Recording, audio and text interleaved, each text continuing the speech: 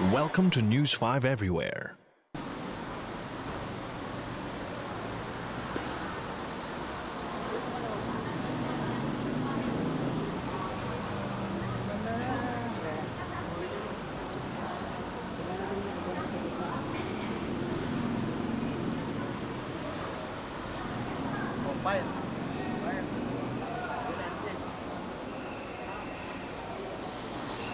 Hi, Jay!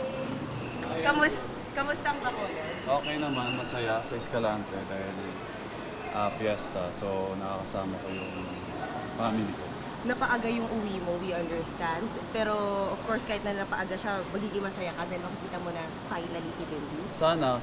Actually, mga 3:30 pa sana ako. Gabi pa ako dadating. So, yun, pinaribo ko yung ticket ko para sana makita ko si Bimbi ngayon. Araw na to. So, What are the chances na makikita mo si Bimbi today? actually, win-workout pa nila ng mga lawyers ko. So, try nilang tawagan yung kabila para makita ko yung ano ko. Ito lang ba yung pangarap mo syempre ngayong Father's Day?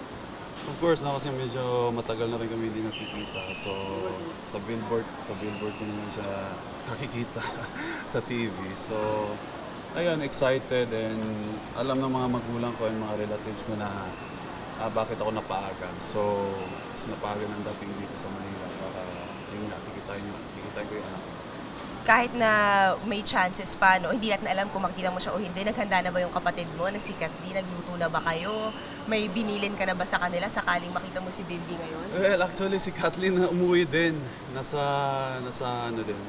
Escalante din. Kasi yun nga, fiesta. So, lahat sila excited para sa akin. And talagang, kumbaga, excited yung parents ko na makita ulit yung apo nila. And mag-Europe daw siya this week, tama ba? Kaya rin this week mo gusto makita. Ay, actually hindi ko alam. Hindi ko alam kung aalis sila. Pero, ayun nga, merong na nagsasabi na meron akong nabalitaan na aalis yata sila. I'm not sure kung saan. Last na lang sumabog yung Serendra kagabi. Napakalaking istorya noon, may mga namatay. Doon ka nakatira. Kamusta? Nakibalita ka ba sa condo mo? Yes, no? Talagang nagulat ako sa balita kasi talaga yung Serena, secured ka doon. And then yung mga guards doon talagang strict wala kang pwedeng pumasok, hindi ka pwede basta-basta makapasok.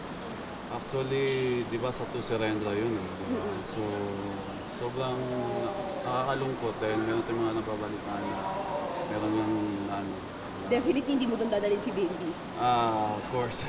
Hindi naman.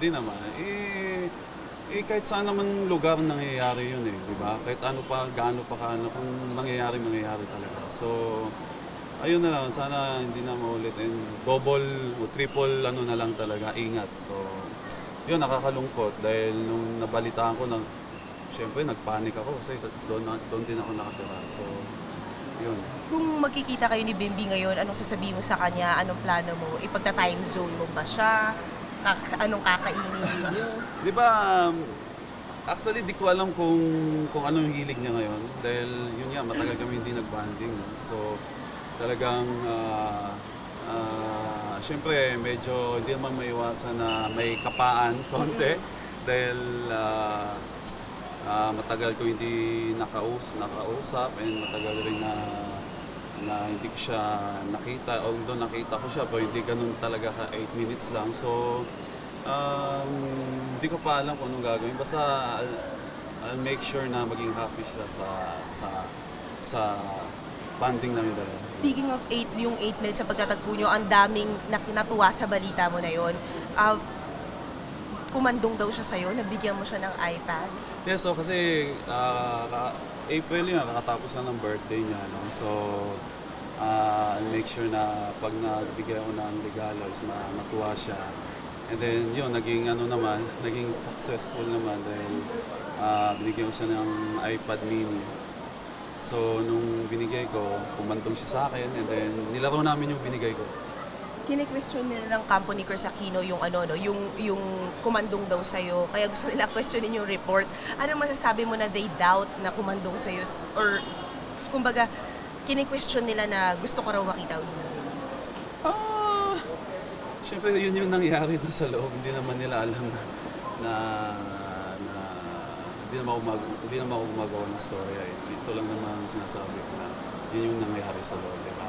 And Yung mga experts yung nag-ano doon. yung natuwa ako dahil kumandong sa akin na naglaro kami. So, yun, sobrang tuwa. And then, nung paglabas ko nga ng room, sabi ko, pwede na akong mamatay dahil nakita ko na gano'n. Alam mo yun, sa tuwa lang, sa tuwa. Oh. Yun, and of course, last question.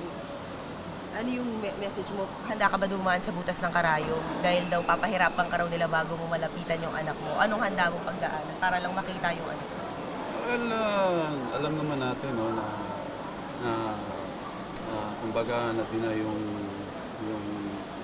kay Bimby, kay Baby Jane sa anak ko. So, masaya na ako doon.